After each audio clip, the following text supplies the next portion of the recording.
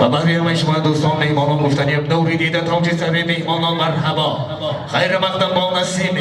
نوبهاران مرحبا خانه دل از کدوم دوستان یابد سبا دوستان بر توی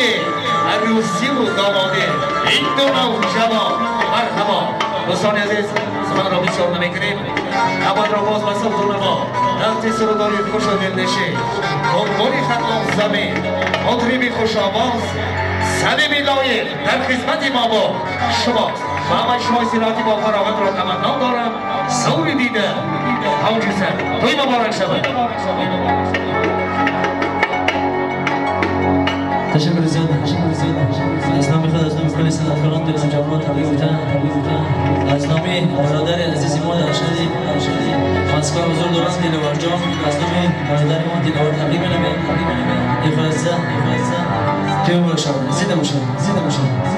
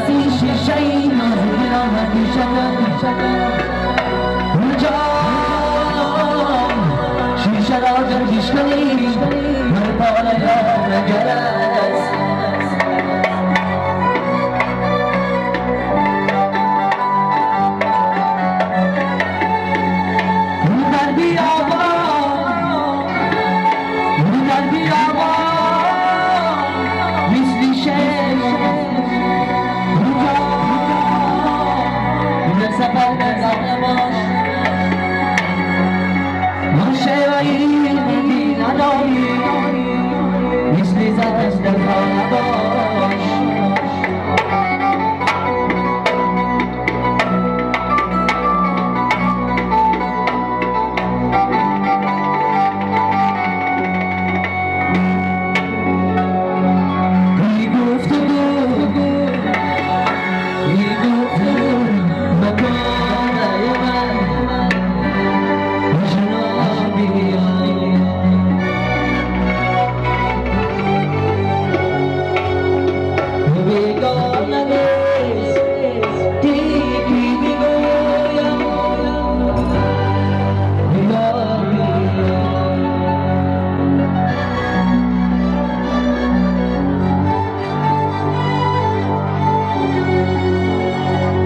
بازم توی باشه خیلی شما